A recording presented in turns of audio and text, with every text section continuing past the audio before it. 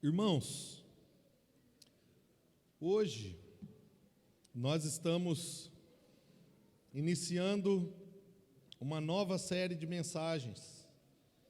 E esta série, ela é no livro de Ruth, Antigo Testamento, depois do livro de Juízes, o livro de Ruth. Nós vamos falar sobre a fidelidade de Deus na salvação.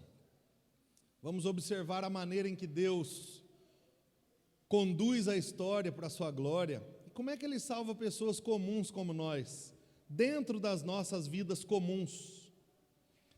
E antes da gente ler o texto aqui inicial, do capítulo 1 de Ruth, eu queria pensar com vocês aqui.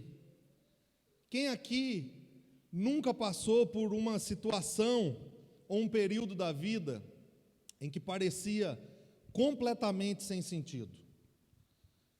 São aqueles momentos que você passa e depois você olha para trás e fala: meu Deus, o que aconteceu aqui desse tempo? Eu acredito que todos nós já enfrentamos uma situação assim. Eu acredito que todos nós, em algum momento da vida, já passou por isso. E de imediato, nada do que aconteceu fazia sentido. Só que no final de tudo, nós olhamos para trás e percebemos que tudo se encaixava perfeitamente, como a montagem de um quebra-cabeça. E que se tivesse faltado qualquer parte da história, qualquer parte da situação, o quebra-cabeça da nossa vida não teria sido montado até o dia de hoje. Talvez você olhe para a sua vida hoje e compreenda de fato o real motivo de algumas coisas que você viveu, de algumas coisas que você enfrentou até aqui.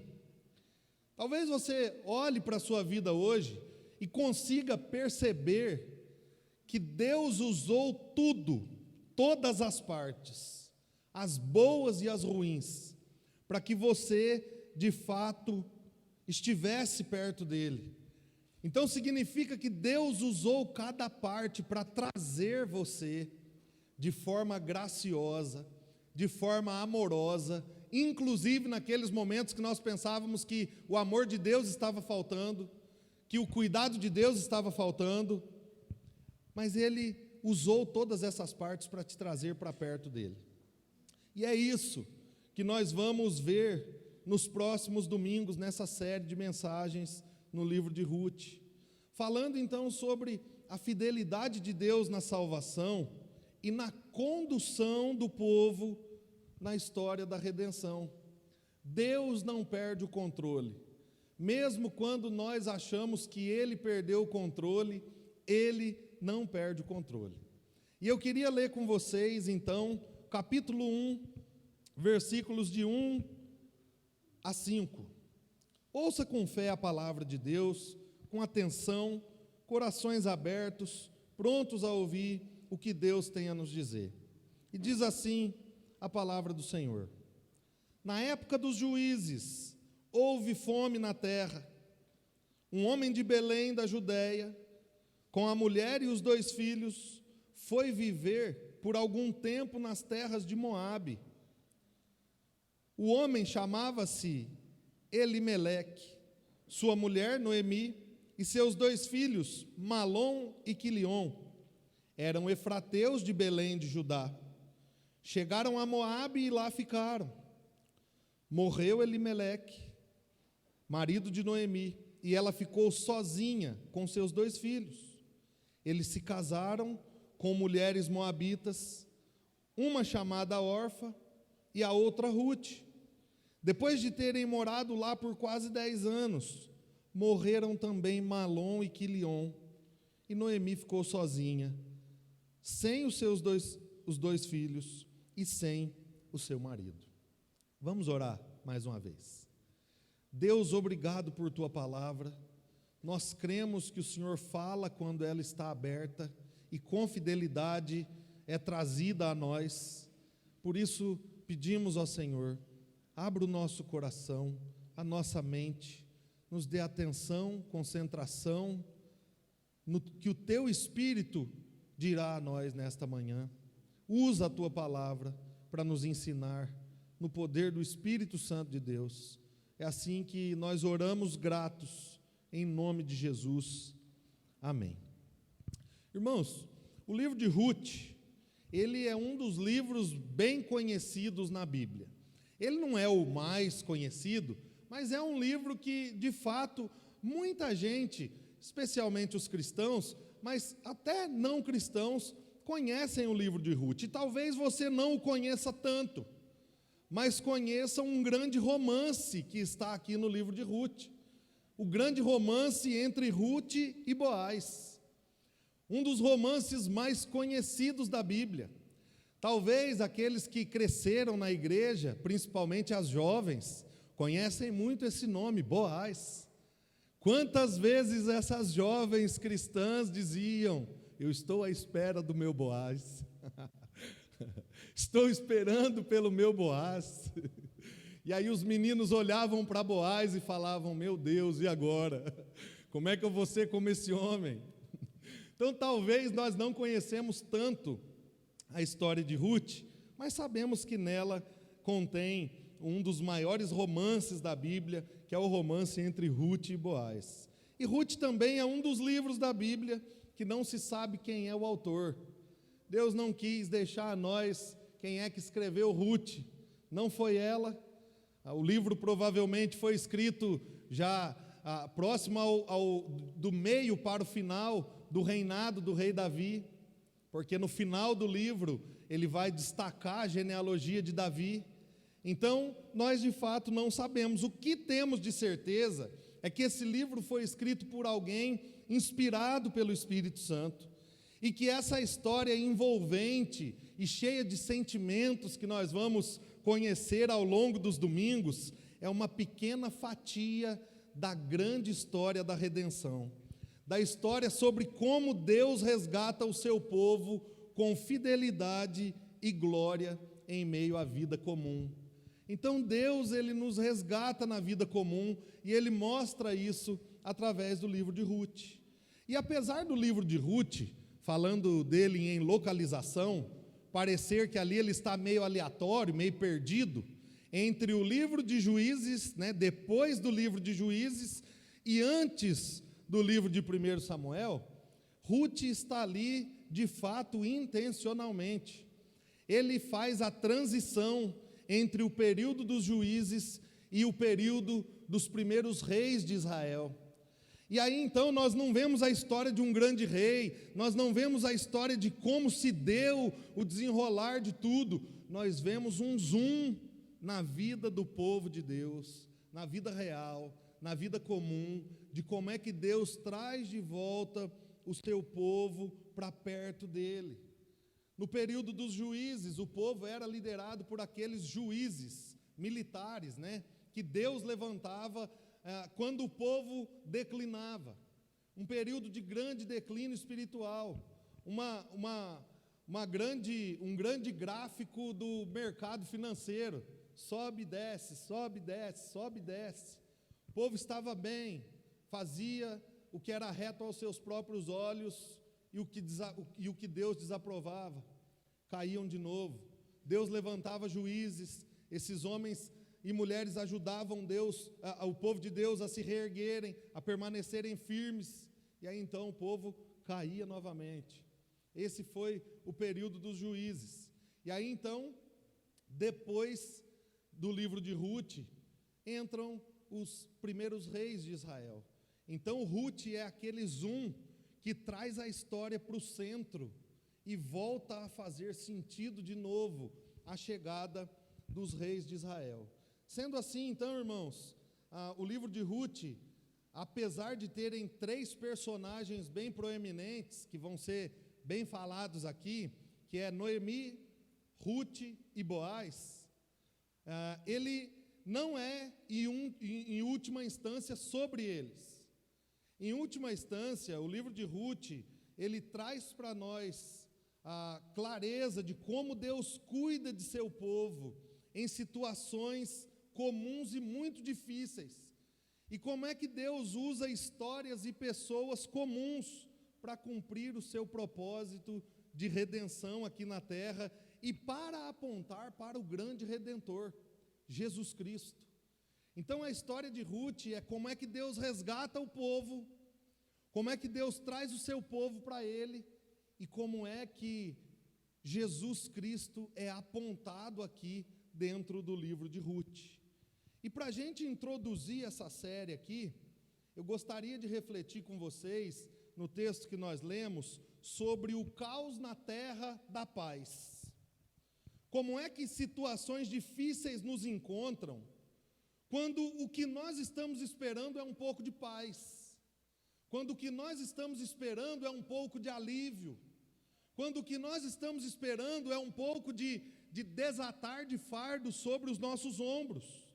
E como é que nós podemos encontrar esperança, mesmo passando por momentos assim, estando na terra onde nós deveríamos ter paz, estando em momentos onde nós deveríamos ter paz, mas estamos enfrentando o caos, estamos enfrentando circunstâncias extremamente difíceis, estamos passando por momentos extremos de crise.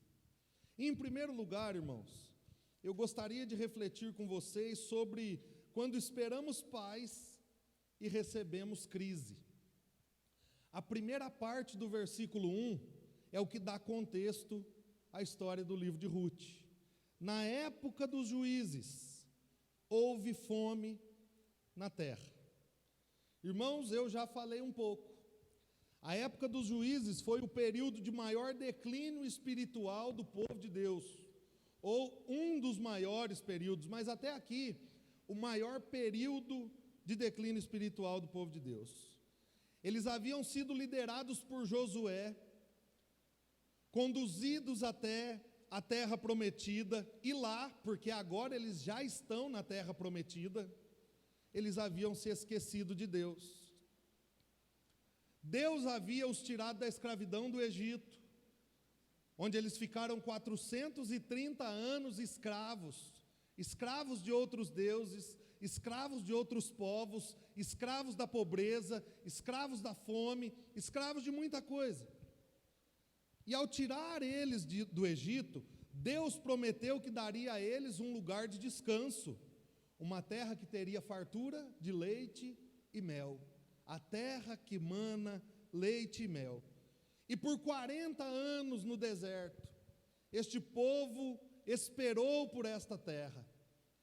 E sempre que eles tiravam os olhos desta terra, Deus os lembrava que a promessa se cumpriria e eles seriam levados para a terra prometida, para o lugar de descanso, para a terra que teria fartura de leite e mel. Só que Deus deu para eles condições para que eles desfrutassem dessa promessa. Eles deveriam viver na terra em obediência, sem se misturar com os povos pagãos, e deveriam glorificar a Deus entre as nações vizinhas. E se isso não acontecesse, se eles abandonassem a Deus, se eles deixassem de lado as suas ordenanças, eles enfrentariam as maldições, eles enfrentariam as punições, eles passariam pela disciplina de Deus. São as famosas bênçãos e maldições do livro de Deuteronômio. Eles seriam disciplinados por Deus para que pudessem reconhecer o seu pecado e retornar a Ele novamente. E uma das consequências da desobediência às leis de Deus era a escassez de alimento. Deus havia dito que faria com que as plantações secassem. A chuva que nós estamos vendo aqui, Deus disse que não permitiria que caísse sobre suas plantações, sobre suas lavouras. E aí então, as lavouras iam se perder até que todos eles estivessem em completa escassez, reconhecessem seus pecados, abandonassem seus pecados e retornassem ao Senhor. É exatamente isso que está acontecendo aqui na Terra Prometida, onde Ruth, o contexto de Ruth se dá. É exatamente isso que está acontecendo. Eles estão em Belém, e Belém, o seu nome é de fato a casa do pão. Olha que ironia. Belém era conhecido como o lugar onde os seus celeiros eram fartos. Belém era conhecida onde o lugar tinha seus celeiros tão abastados que sustentaria por anos inúmeras pessoas, milhares de pessoas. E o povo chegou a Belém, na terra prometida, querendo desfrutar da promessa, fartura de leite e mel, fartura de provisão alimentícia. Só que por causa do pecado e da desobediência do povo, estava faltando pão na casa do pão. É quando nós chegamos na padaria, dá 5 pãezinhos? Não tem. Faltou pão na casa do pão. O povo esperava leite e mel e estava recebendo escassez. Houve fome na terra. Eles não tinham mais suprimento para suas famílias. Estavam vivendo um caos na terra em que esperavam desfrutar de paz. Será que isso acontece comigo e com você, meu irmão e minha irmã? Nós também vivemos em um mundo caído. E muitas vezes nós temos expectativas a respeito deste mundo. Nós esperamos algo, nós desejamos algo, nós ansiamos algo. Só que muitas vezes essas expectativas são frustradas e marcadas por momentos ruins e inesperados. Por exemplo, nós encontramos o emprego do sonho, mas quando nós começamos a trabalhar, alguma coisa acontece e faz com que aquele lugar seja o pior lugar que poderíamos estar naqueles momentos. Sonhamos com o emprego, nos dedicamos a isso, entramos no tão sonhado emprego. Agora, o lugar que para nós era uma bênção, agora se tornou um fardo, uma maldição, uma tristeza. Nós planejamos a nossa vida financeira, empreendemos, lutamos, trabalhamos, nos privamos de inúmeras coisas, mas em determinado tempo, tudo vai de mal a pior. As coisas parecem que só dão errado. Tudo declina. E aí então, o que para nós seria uma saída, uma vitória, se torna a maior derrota. Ficamos endividados, não temos às vezes o básico, e aquilo que era para ser uma bênção, aquilo que era para ser um motivo de, como é dito no nosso contexto hoje, de liberdade financeira, se torna uma grande prisão. Nós encontramos a pessoa dos sonhos, nos apaixonamos, começamos a namorar, noivamos, planejamos a vida, casamos, construímos uma família, mas em algum momento da vida, as coisas acontecem e nós nos tornamos a pior pessoa do mundo para o nosso cônjuge, e pior, a temos como a pior pessoa do mundo para nós. E aí aquele grande sonho romântico se torna um verdadeiro pesadelo. O lugar em que desejávamos estar o tempo todo, que era a nossa casa, a nossa família, o nosso cônjuge, é o último lugar em que nós queremos passar na porta ao longo do nosso dia. No final das contas, irmãos, quando essas coisas acontecem, as nossas perguntas são os famosos porquês. Por que estamos passando por isso?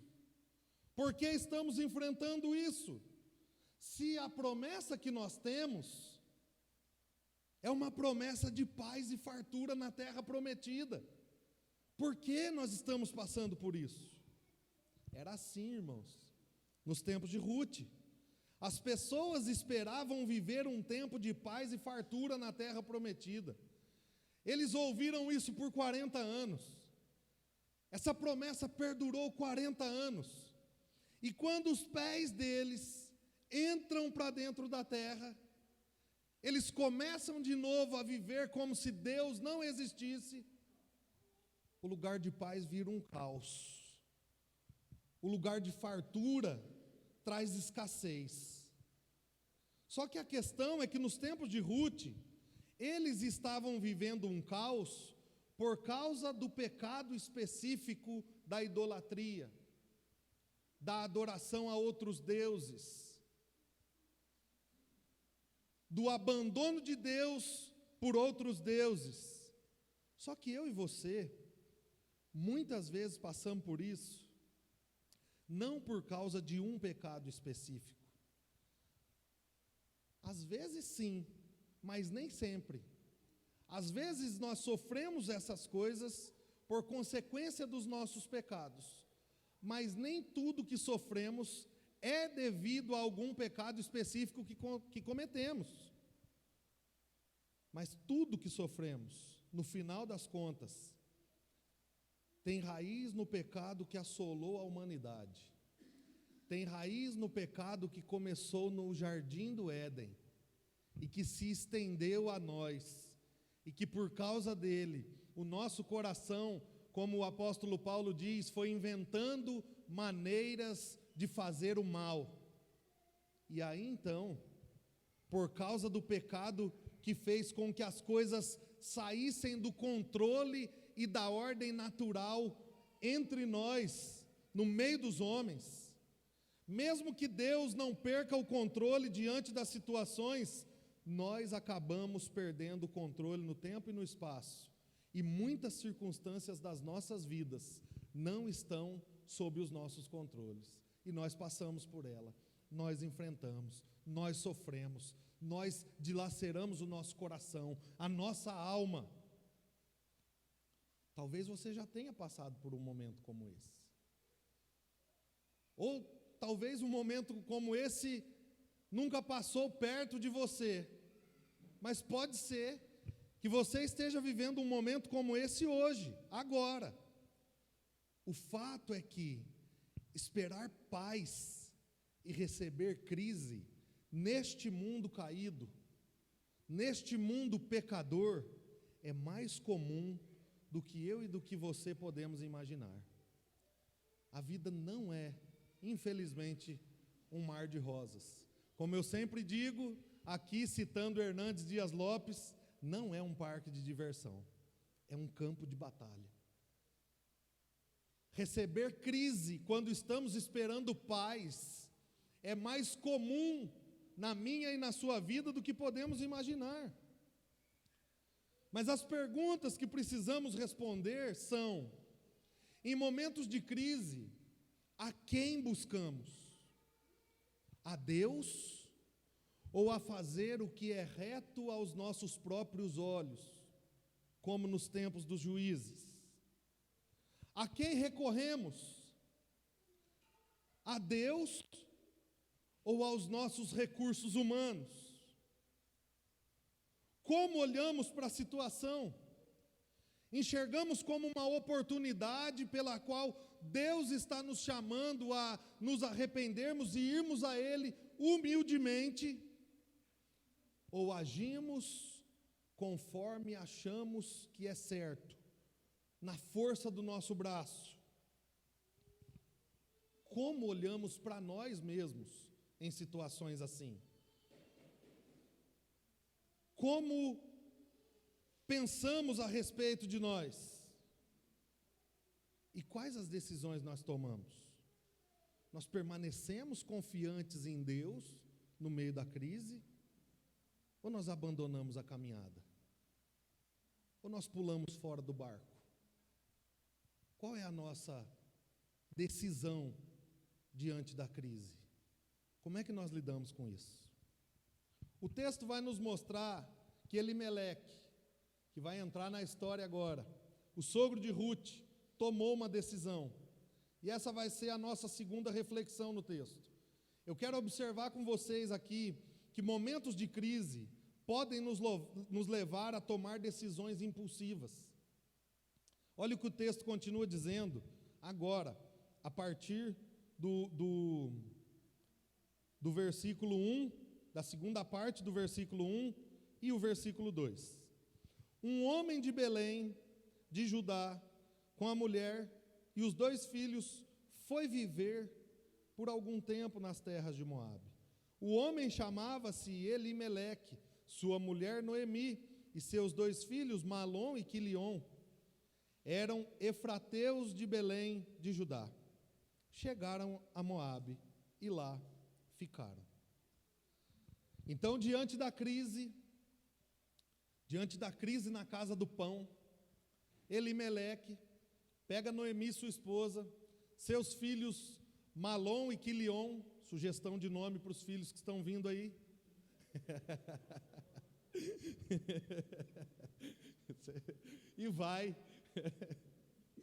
e vai para a terra de Moabe.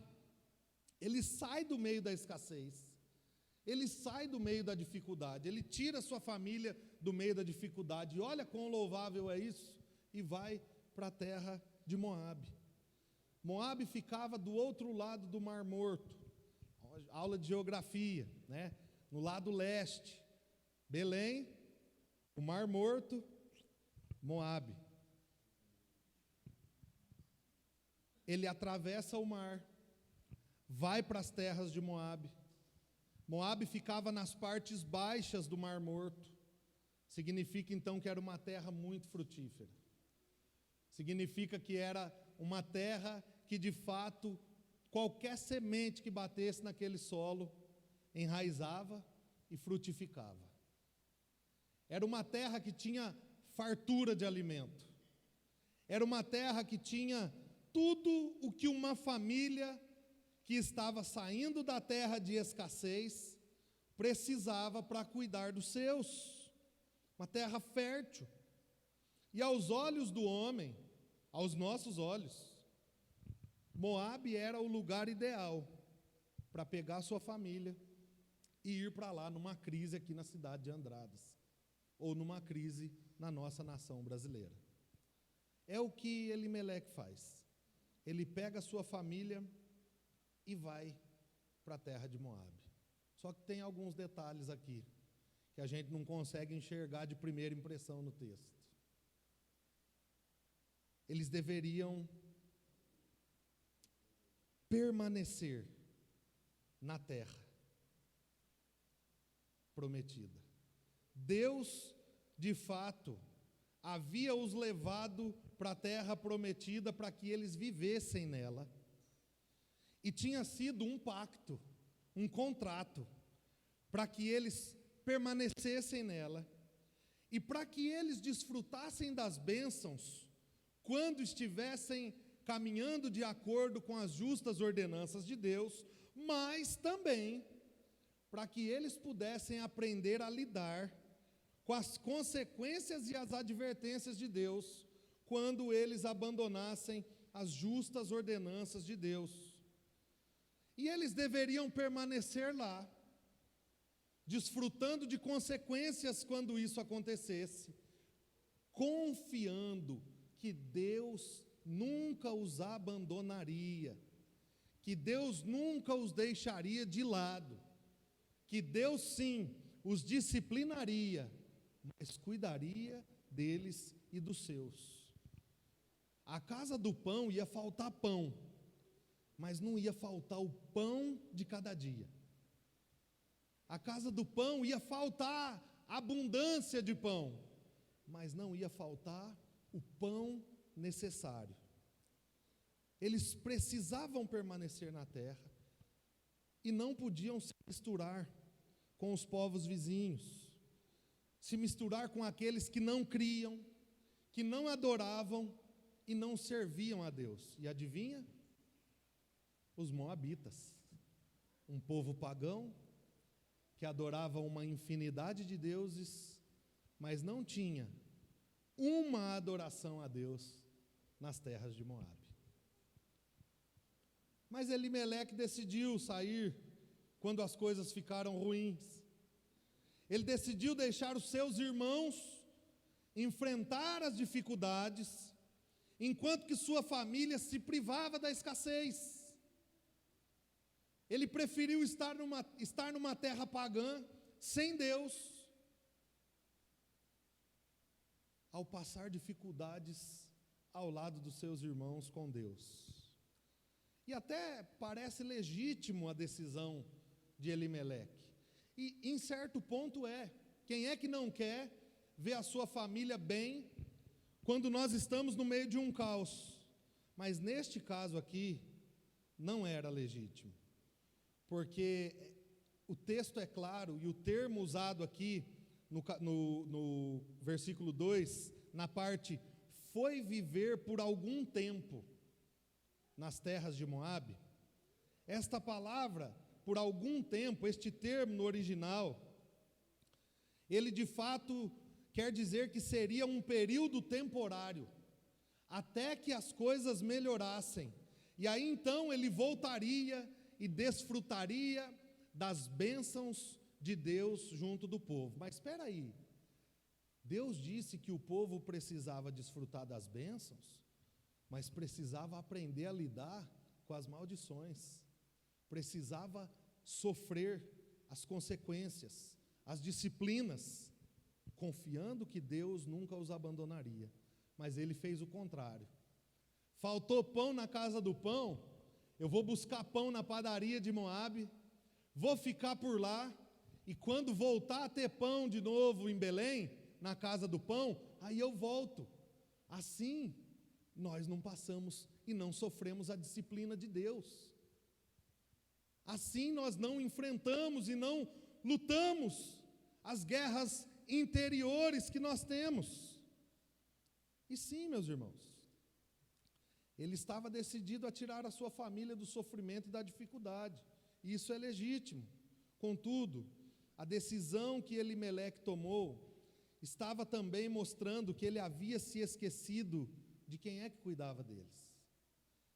Elimeleque havia se esquecido de quem é que os havia tirado da escravidão do Egito e levado até a terra prometida. Quem é que havia cuidado deles por 40 anos? E quem é que estava cuidando deles até aquele momento? Mas assim ele decidiu, irmãos, impulsivamente, quando faltou pão, no meio da crise, ele nem pensou, ele pegou a sua família e foi para as terras de Moabe. Será que nós passamos por isso hoje também? Será que, em certo sentido, esta também é uma realidade na nossa vida? Eu acredito que sim, irmãos. Muitas vezes nós tomamos decisões impulsivas, sem levar em conta o todo da situação, sem levar em conta os caminhos que já estão traçados por Deus na nossa vida. E muitas dessas decisões que nós tomamos são bem intencionadas. Eu não acredito que Elimeleque foi mal intencionado na decisão. Eu acredito que ele foi impulsivo. E sim, tomou uma decisão errada. Muitas vezes isso acontece com a gente também. Nós impulsivamente tomamos decisões erradas, equivocadas, sem pensar em tudo o que está à nossa volta, sem pensar naqueles que estão à nossa volta. O problema, irmãos, é que no meio da crise, nós nos julgamos no direito de fazer algumas coisas que estão fora dos propósitos e fora das direções que Deus já deu para nós. Como se no meio da crise, Deus fosse abrir para mim e para vocês algumas concessões. Deus olhar e falar, realmente está difícil para ele. Passou, não foi nada, vou entender. Nós pensamos que Deus é assim, e nós nos julgamos no direito de fazer o que desagrada, o que está fora do seu propósito, o que está fora de suas direções, cheio de justificativas, bem intencionados, como se Deus fosse abrir uma concessão aqui e outra lá. nós até pensamos assim, acho que eu vou fazer isso hoje, mesmo que seja contra aquilo que Deus espera de mim, mas amanhã, quando as coisas melhorarem, eu volto a obedecer de novo. Deus vai entender. É só uma escapadinha. Deus vai entender isso. Às vezes nós pensamos, eu estou num momento tão difícil, mas tão difícil, que eu tenho o direito de andar como eu quero, de andar como eu julgo melhor para mim, para minha família, para os meus. E com certeza, na situação que eu estou, Deus vai me entender. Pô, Deus é amor. Se tem alguém que nos entende aqui, quem é? Deus. Então Deus vai me entender. E muitas são as áreas da vida em que isso acontece conosco.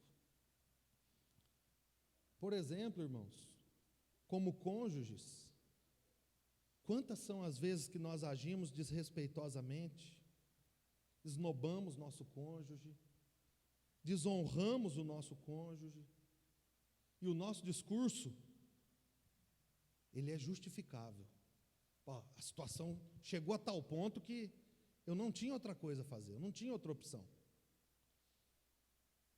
Quantas são as vezes que, como pais, nós abandonamos o cuidado do coração e do discipulado dos nossos filhos, e a justificativa já está pronta. Eu não tenho tempo, isso aqui não é para mim, não dá. Deus vai me entender, Deus vai fazer a parte dele, Ele vai me entender. Quantas vezes, irmãos, que como filhos, nós desonramos os nossos pais. Nós, quando estamos debaixo da autoridade deles, desobedecemos às ordens dos nossos pais, que é a autoridade de Deus sobre a nossa vida. Mas nós temos um discurso pronto, guardado. Nossa, meu pai é um saco. Minha mãe, pelo amor de Deus, fala muito, pelo amor de Deus, não dá. Deus vai me entender. Eu não tinha outra forma de agir com eles. Eles pisaram no meu calo. Quantas vezes, irmãos, que como corpo de Cristo, como membros da comunidade de fé, quando a crise bate na nossa porta, nós abandonamos a comunidade de fé, damos mau testemunho no trabalho, mau testemunho entre amigos, mau testemunho na família, e o discurso é, bom, Deus sabe quanto estava difícil a minha luta, foi só dessa vez, e não vai acontecer mais, logo eu vou estar de volta, Ele me entende. Queridos, em todas essas áreas da vida, todos os dias, nós tomamos decisões, e não tomar uma decisão é uma decisão. Em tudo que fazemos, em tudo que vivemos, nós tomamos decisões. E normalmente, nos momentos de crise, nós somos levados a decidir de acordo com aquilo que é reto aos nossos próprios olhos. Nós somos levados a reagir da maneira em que pensamos estar certo para nós. E nós somos especialistas em justificar os nossos pecados no meio da crise. Eu não sei se vocês percebem isso, ou se já perceberam isso. Nos momentos de crise, nos momentos difíceis da vida, nós pecamos e dificilmente nós reconhecemos que pecamos. Nós vamos colocar a culpa na situação, nós vamos colocar a culpa na circunstância, nós vamos colocar a culpa no dinheiro que faltou, nós vamos colocar a culpa no marido que é chato, nós vamos colocar a culpa na mulher que é cri-cri, nós vamos colocar a culpa no filho que é desobediente. Nós pecamos e vamos colocar a culpa. Esse também não é uma novidade, né? Deus mandou Adão não comer do fruto da árvore do conhecimento do bem e do mal. Eva comeu. Deus foi cobrar de Adão. Adão falou o quê? O senhor está cobrando da pessoa errada. Lá, foi a mulher que o senhor me deu. Não vem pôr a culpa em mim, não. É sempre assim, irmãos. Nós decidimos fazer o que queremos, e aí depois quem tem culpa é alguém ou alguma coisa na nossa vida. É isso que a psicologia moderna faz. Os filhos se desgraçam no pecado, e aí depois é culpa do pai e da mãe, que não criaram direito, coitadinho. Ele foi oprimido emocionalmente na sua infância. Faltou-lhe disciplina, faltou-lhe firmeza, faltou-lhe direção, instrução. Mas ele não foi oprimido, e ele escolheu trilhar os caminhos que ele trilhou. É isso que acontece quando as coisas vão de mal a pior no nosso casamento. Eu comecei errado, então a gente não tinha instrução da palavra de Deus. Não, nós decidimos pecar, nós decidimos errar, nós tomamos as decisões de fazer ou não, e aí agora é culpa de não ter instrução no começo. Nós somos especialistas em justificar os nossos pecados nos momentos de crise. Só que Deus nos chama a tomarmos decisões sábias no meio da crise. Porque a crise, irmãos, ela não vem só para quem não teve instrução. Ela não vem só para o filho que não teve muito a presença do pai ou da mãe. Ela vem para todos e em todos os momentos, em todos os lugares. A grande questão é como é que nós vamos reagir diante da crise. Qual será a nossa decisão diante dos momentos de crise, diante dos momentos difíceis? E nós sabemos, irmãos, o que Deus espera de nós como cristãos. Nós sabemos de onde viemos, nós sabemos por que é que nós estamos aqui nesta terra, nós sabemos para onde vamos, nós sabemos o que Deus espera de nós como discípulos de Jesus, dentro da igreja, dentro da família, na sociedade, no trabalho, entre amigos, na faculdade, na escola. Nós sabemos o que Deus espera de nós. Portanto, irmãos, nós precisamos nos lembrar, nos momentos de crise, que a confiança naquele que nos trouxe até aqui é essencial. Nós não podemos negociar a palavra e a vontade de Deus por meros caprichos nossos. A gente se esquece, ou a gente finge que se esquece, ou a gente não crê mais que a palavra de Deus é suficiente. Se Deus mandou ir por aqui, por que é que nós vamos pensar assim? Bom, eu acho que já se passaram aí tantos anos dessa palavra, eu vou por aqui e eu sei que Deus vai me ajudar. Isso é loucura. São decisões erradas, com expectativas irreais. Vocês acham que era possível do povo ter pão na casa do pão, adorando outros deuses? Não, mas eles estavam esperando pão. É como nós. Deus vai me abençoar, vou lá ver pornografia. Deus vai me abençoar, vou lá comprar sem ter dinheiro para pagar. Deus vai me abençoar, vou lá me envolver com alguém emocionalmente. Deus vai me abençoar, vou só dar uma olhadinha ali porque não dá nada. É assim que nós vivemos, esperando a bênção de Deus, onde Deus nunca vai derramar a sua bênção. Nunca. Nunca vai ter pão em momentos assim.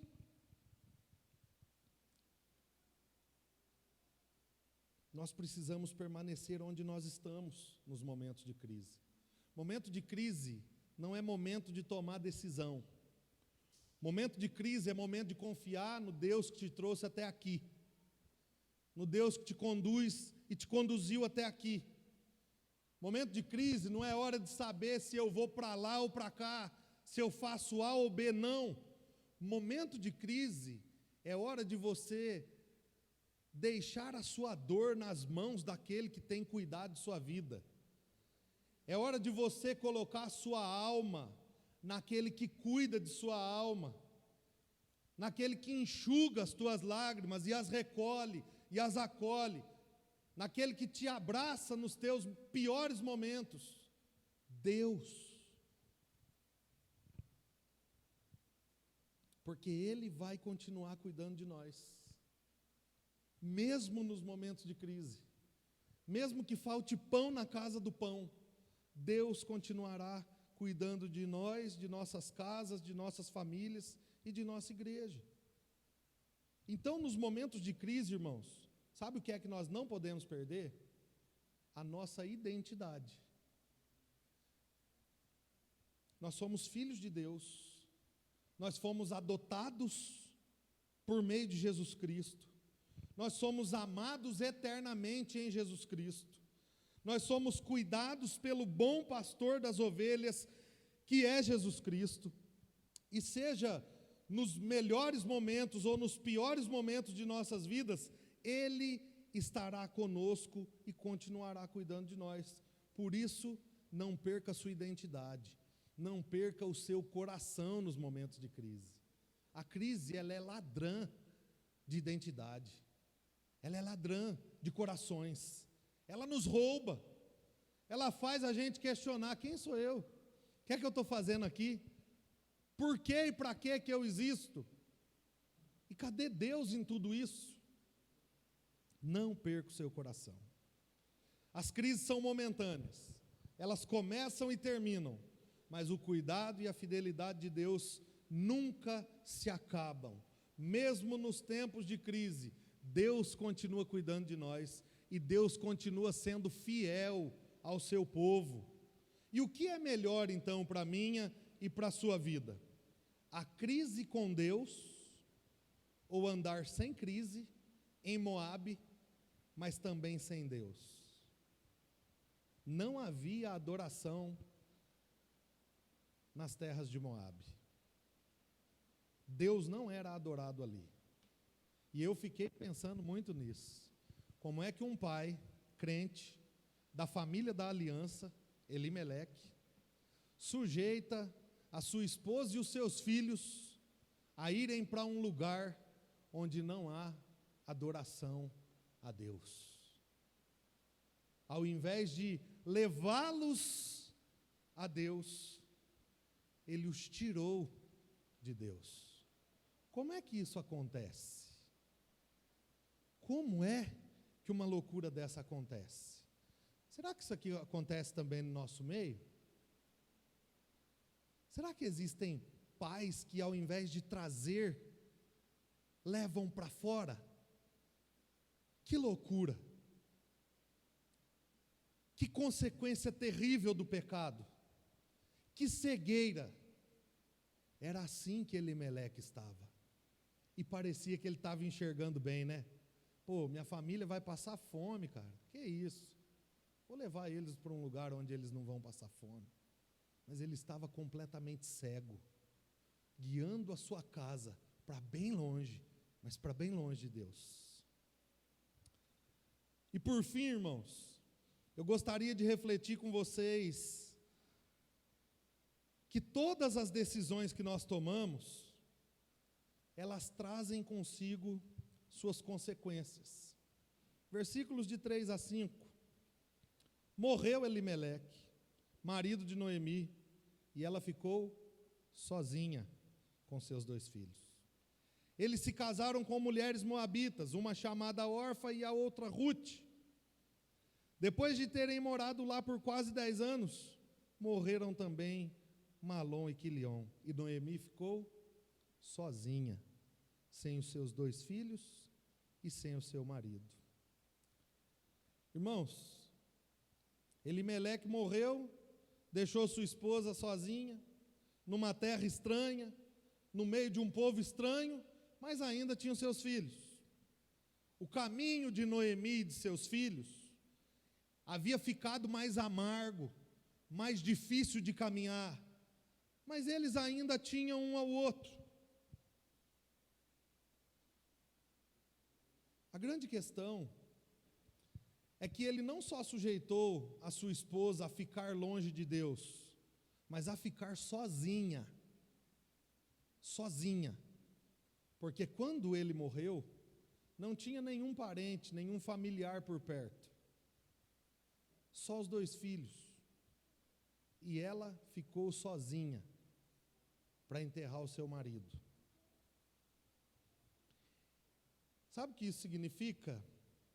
Que fazer o que é reto aos seus próprios olhos traz o seu custo para a sua família. As decisões que nós tomamos de acordo com a nossa própria retidão, achando que nós estamos fazendo o que é certo, vai desaguar dentro da sala da minha e da sua casa. Vai desaguar dentro da cozinha da minha e da sua casa. É isso que está acontecendo. O custo das decisões de Elimeleque haviam chegado agora em sua casa. E aí então seus filhos crescem mais um pouco, e eles se casam com mulheres moabitas. Bom, pelo menos casaram, né? Não, irmãos. Deus havia dito para que eles não se casassem com mulheres que não fizessem parte do povo da aliança, para que eles não corressem o risco de serem ludibriados por elas e passassem a adorar os deuses que elas adoravam, e a trazer essa idolatria para dentro da casa do pão, para dentro do povo de Deus. E aí então, depois de algum tempo, os filhos casados, ela sozinha, os filhos morrem também. E aí Noemi se encontra sozinha de novo, numa terra estranha, no meio de um povo estranho, já tendo enterrado seu esposo, agora tendo que enterrar os seus 2 filhos. As consequências das decisões de Elimeleque agora arrombaram a porta da sala da casa de Noemi. Entraram porta adentro. No momento mais difícil da vida desta mulher, e eu não imagino o que é perder um filho, que dirá 2. No momento mais difícil da vida desta mulher, ela teve que sofrer o seu luto sozinha. Ela teve que resolver suas coisas sozinha. Ela não tinha ninguém ao lado dela. Aí a gente pensa, mas ela tinha suas 2 noras, Orfa e Ruth. Só que tem um outro problema. Naquele tempo, uma casa só de mulheres, sabe qual seria o final da história? Fome e pobreza. Porque os provedores eram os homens, os trabalhadores eram os homens, e as mulheres, muitas vezes abandonadas, trabalhavam com seus próprios corpos para ganhar dinheiro.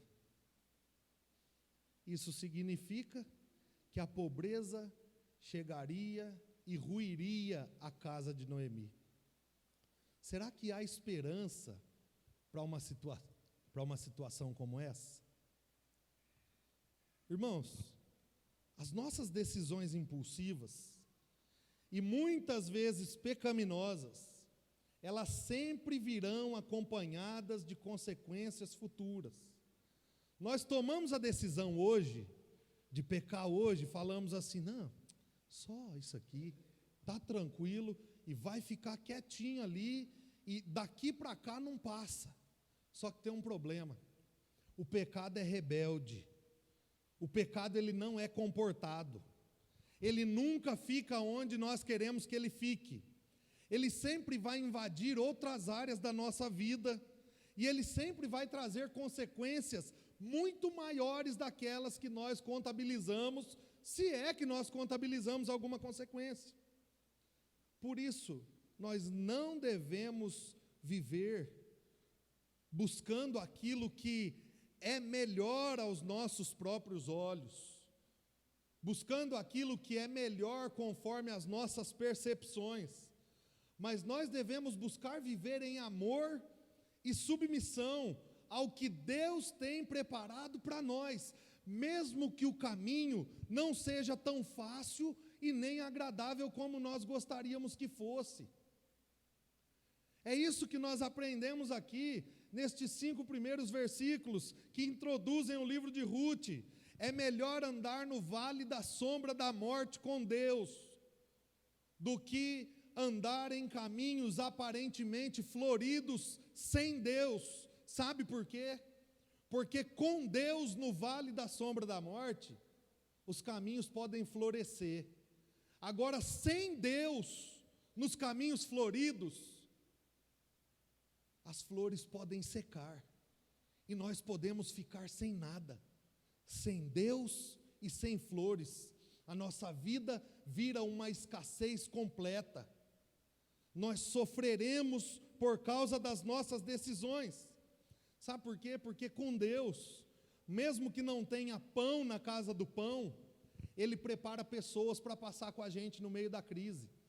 E isso deve nos fazer enxergar o quanto cada um de nós aqui, o quanto cada um de vocês são importantes. Porque no meio da crise nós não precisamos sair e atravessar para as terras de Moabe. Tem um povo aqui que também está passando por escassez no momento da crise, e que Deus preparou para te ajudar a caminhar e a sair dela. Valorize a igreja, valorize o seu irmão, valorize o seu povo, porque no meio da crise, só os teus irmãos que te amam podem te ajudar. Mas sem Deus, nós estaremos sozinhos. Quando as coisas ruírem, quando acabasse o pão na casa de Noemi, sem Deus, irmãos, sem o povo de Deus, o que é que eles fariam?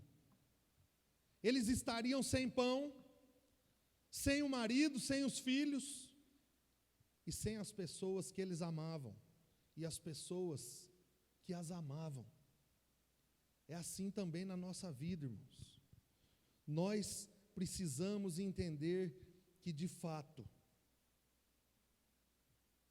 nós precisamos tomar decisões, pensando não só no agora, mas pensando no futuro. Nós precisamos valorizar aqueles que estão na crise conosco.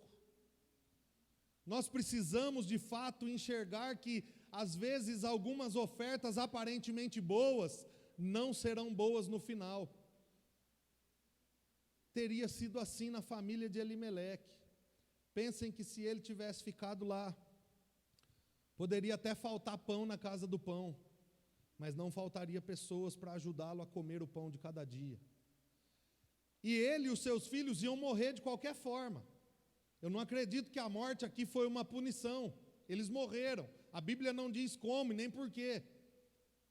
Só que a sua esposa não ficaria sozinha.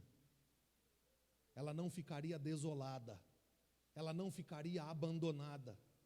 Ela teria pessoas para ajudá-la, para consolá-la, para confortá-la e para alimentá-la no momento de crise e de dor, de luto, de perda. Nós precisamos levar isso em consideração antes de tomar as nossas decisões. O que é que nós já colhemos hoje com as decisões que nós tomamos lá atrás, pensando que não ia acontecer nada, pensando que seria apenas um momento passageiro, e hoje nós colhemos esses frutos? E o que é que nós vamos colher com as decisões que nós estamos tomando hoje?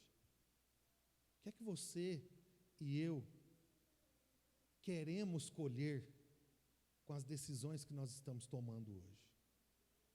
Como é que as nossas decisões de hoje vão afetar a nossa família amanhã, os nossos filhos, a nossa esposa, a nossa própria vida, a nossa igreja?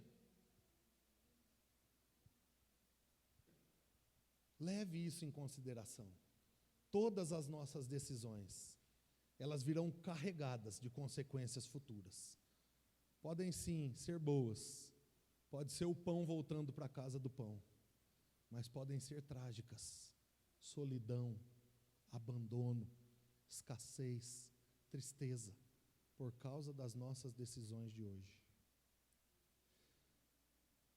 Só que as decisões erradas do passado, elas continuam afetando a humanidade ainda hoje. Todos nós sofremos com a separação entre Deus e os homens, porque em algum momento da história, Adão e Eva decidiram fazer o que era agradável aos seus olhos, atraente ao seu paladar. E aí então, deixando de lado o que Deus havia dito, eles fizeram o que lhes parecia certo naquele momento. E todos nós sofremos a consequência do pecado, da desobediência e da rebeldia de Adão e Eva. Todos pecaram e foram separados da glória de Deus. Mas será que há esperança para nós? Será que há esperança para Noemi, que agora está de mãos atadas, numa terra estranha, sem dinheiro e muito em breve sem comida? Sim, meus irmãos, há esperança. Porque mesmo tendo tomado decisões erradas e tendo sofrido as consequências, Deus não abandonou a Adão, e Deus não abandonou a Noemi, e Deus não abandonou a mim e não abandonou a vocês. Ele deu a eles promessa de redenção. A Adão, uma promessa de que viria o descendente da mulher. A Noemi, uma promessa de um descanso perfeito, porque eles conheciam o verdadeiro descanso. E a nós, o descanso eterno na pessoa bendita de Jesus. E Deus cumpriu esta promessa. Ele enviou o seu Filho, e Ele comprou os pecados e pagou o pecado de Adão, de uma vez por todas. E quando nós cremos nele, Ele pagou também os nossos pecados, de uma vez por todas. Então, no final das contas, para Noemi também haveria esperança. Um resgatador viria na terra do pão. E é interessante demais, porque esse resgatador que vem na terra do pão, no lugar de descanso, mais adiante é Boaz. Só que mais adiante ainda, nasce na terra do pão, em Belém de Judá, o Rei dos Reis, o Senhor dos Senhores, o verdadeiro resgatador, aquele que se autodenomina como o pão da vida na casa do pão, o pão vivo que desceu dos céus na casa do pão, o pão que duraria para a eternidade na casa do pão, e que nunca, jamais deixaria os seus com fome de novo. Todo aquele que tiver fome, venha a mim. Todo aquele que tiver sede, venha. Pois eu lhe darei de comer, eu lhe darei de beber, eu lhe saciarei por completo. É nesse vislumbre que Paulo fala. Eu aprendi a viver contente em toda e qualquer situação. Eu tudo posso no pão da vida que me fortalece. Eu tudo posso no pão vivo que desceu dos céus, que é Cristo. Então, no final das contas, irmãos, no final das contas, Noemi desfrutaria de redenção. E nós também, porque nós somos filhos da promessa. Há esperança para mim e para você. Nós somos filhos da aliança.